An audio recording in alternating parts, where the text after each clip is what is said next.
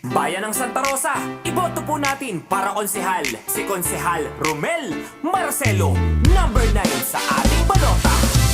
Romel Marcelo, siya ang tunay na makamasa, serbisyo at respeto. Handog niya sa ating bayan, kalusugan sa ating bayan ay kanyang susuportahan. Si Lolo at si Lola ay di pababayaan.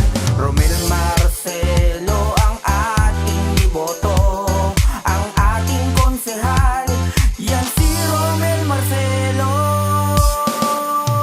Romel Marcelo ang iboto, pagpapatuloy kanyang serbisyo sa kanyang pagmamahal. Dito sa Santa Rosa, agrikultura, pangkabuhayan, sports naman sa kabataan. Ang edukasyon ay di niya pababayaan. Gagawin niya ang lahat para sa Santa Rosa.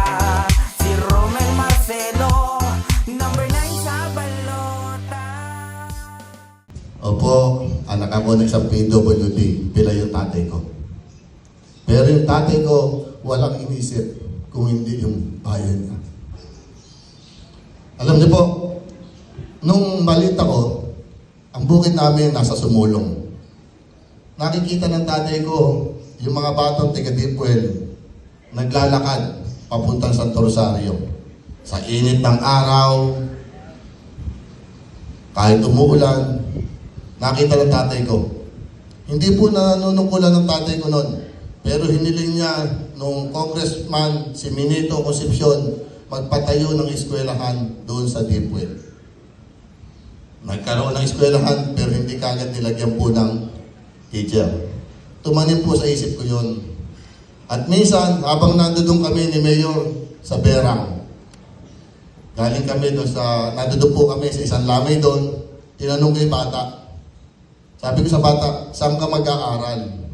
Doon daw sa Santo Rosario. Alam niyo po, sabi ng bata, kinakailangan magbayad ang tatay niya ng 16 na kaban sa isang taon para sa pamasahe niya sa tricycle. So, sabi ko kay Mayor, tingnan niyo nga po ito, ang layo na pupuntahan, ang mahal ng gastos.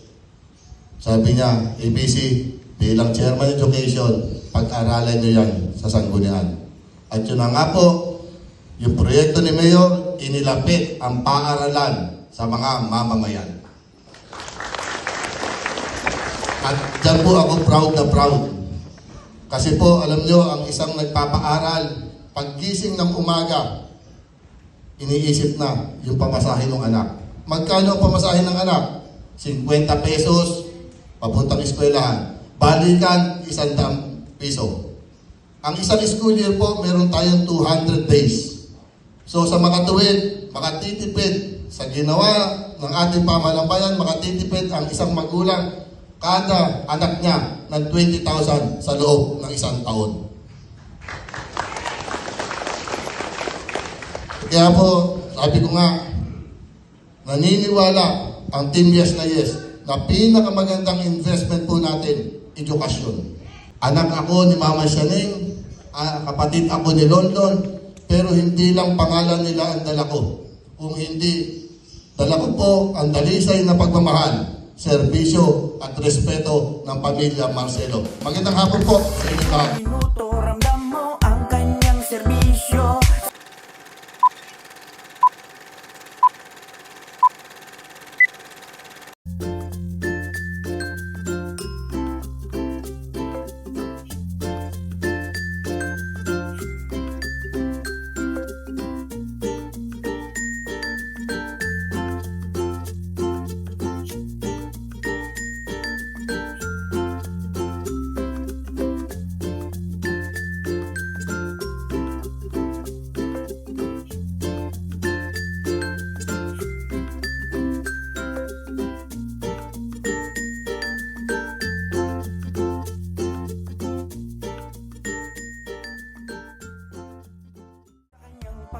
Trabaho tungo sa pag-asenso, wala nang iba pang hahanapin. Subok na ADC na